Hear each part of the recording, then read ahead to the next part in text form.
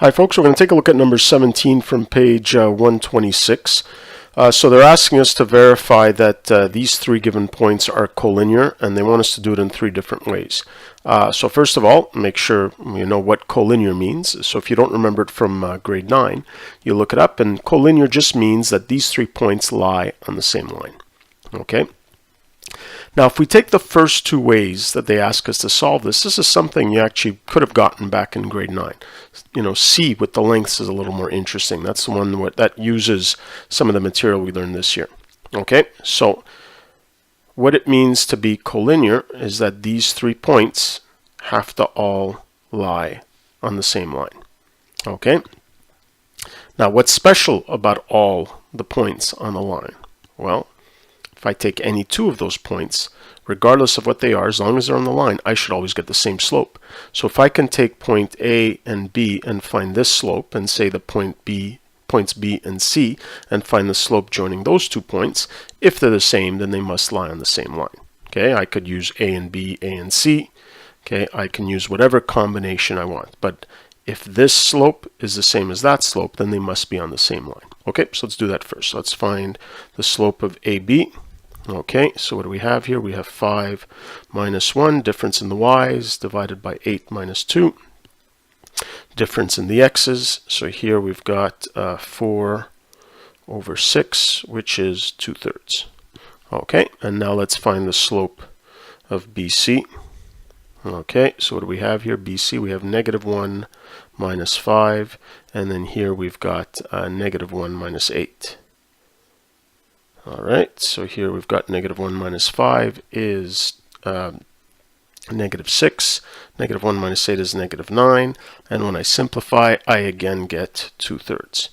Okay, now that's really all we have to do to show this. If you wanted to also say check AC, you could, you know, just as a check, but it's really not necessary. But again, we'll just do it just to make sure we didn't make any silly mistakes here.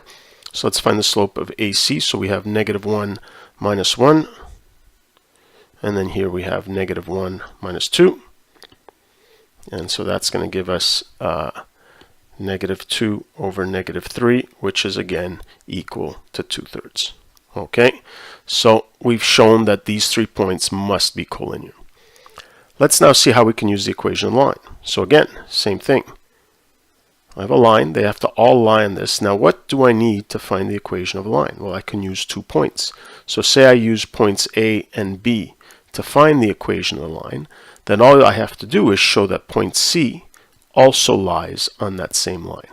Okay, so let's do that. And I could have done that again with BC and then show that A lies on the same line. So let's find the slope of AB. Okay, which we already did, so I'm not going to redo that. So 2/3. And now let me stick in either one of these points. So I'll take 2, 1. Seems a little easier. So y equals mx plus b. So our y value is 1. Our x value is 2. The slope is 2/3. So 2/3 times 2 plus b. So what do we have? We have 1 equals 4/3 plus b. So we'll bring the 4/3 to the other side. B is equal to. Now, since I'm going to have to do the subtraction, I'll turn this into a fraction over 3. So 1 is the same as 3 over 3, and here I'm going to be subtracting 4 over 3. So B is equal to -1/3. Okay, so our equation is y equals 2/3 x minus 1/3. So all we have to do is show that point C also lies on this same line. So let's input x equals -1. Okay, so y is equal to 2/3 times -1 minus 1/3, and let's make sure that the y value we get is indeed also -1. So what do we have? We have -2/3 minus 1/3, and -2 minus 1 is -3. So -3/3, which is just equal to -1. Okay, so that means when x is -1, y is also -1, which means point C is also on this line. Okay, so let's now go to our third one. This one's a little more interesting because we're going to have to do a little bit of thinking, because how are we going to use lengths here? Okay, so again, let's assume they all lie on the same line. Okay, Okay, I don't want to draw it so it doesn't necessarily have to be the midpoint. So let's say they do all lie on the same line. Okay, AB and BC. Okay, how can we use the lengths? Let's think about it here.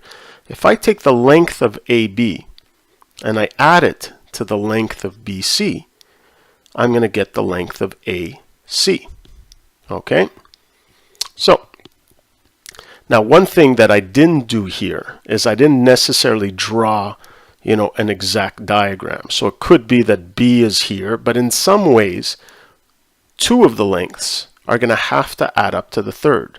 Okay, even if the order here is not the same, doesn't matter. We're just using the diagram as a guide. So is this enough to show that all 3 points lie on a line? Okay, I would say we need to do a little bit of justification here. So let's assume they don't lie on a line. Well, what happens with 3 points that don't lie on the same line? Well, they form a triangle. Okay?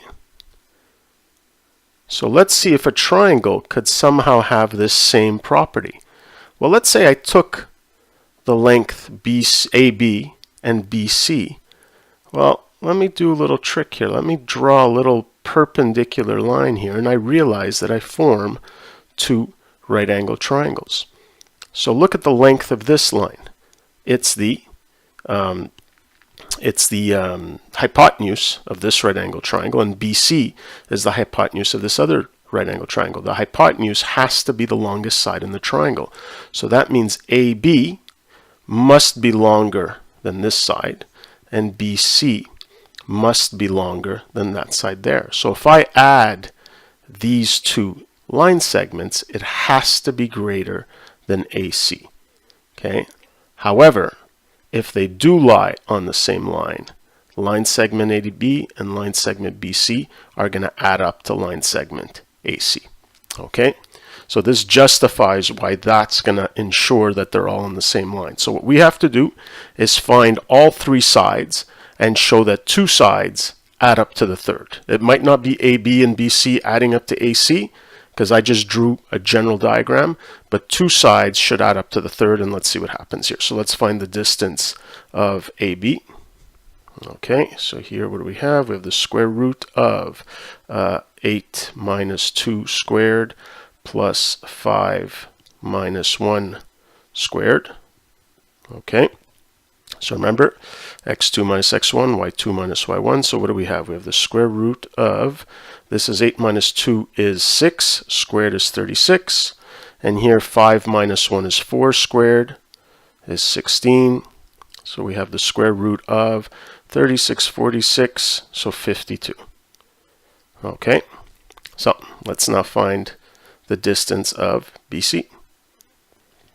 All right. So now BC, negative 1 minus 8 squared plus negative 1 minus 5 squared. Okay, so let's see what we have. Negative 1 minus 8 is negative 9, squared is 81, plus negative 1 minus 5 is negative 6, squared is going to be 36. Okay, so what do we have here? We have 110, so it looks like it's 117. Okay, and lastly, let's find the distance of AC.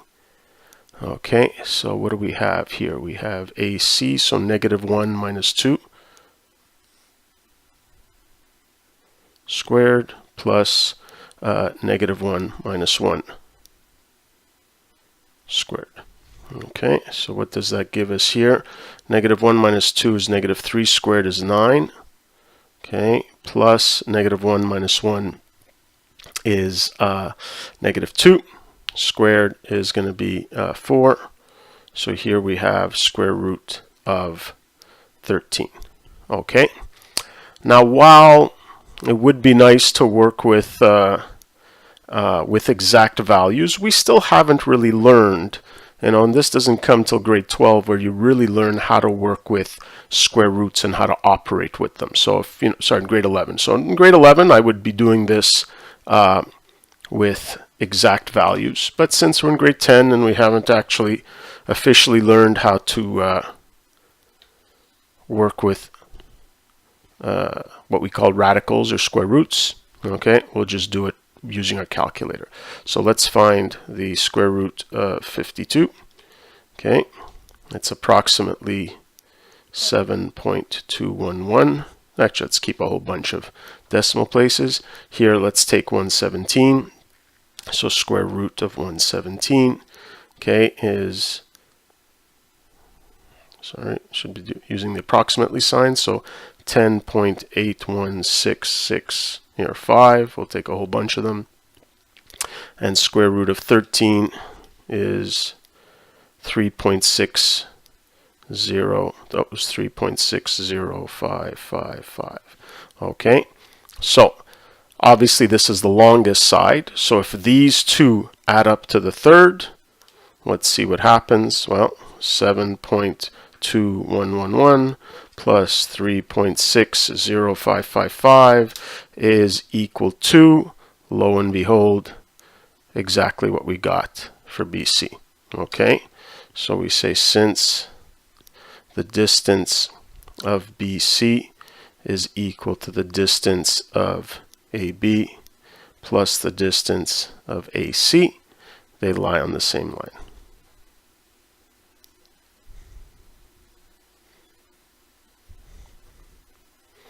And the justification being that if that wasn't the case, then they would be forming a triangle. Okay, that's it for this one.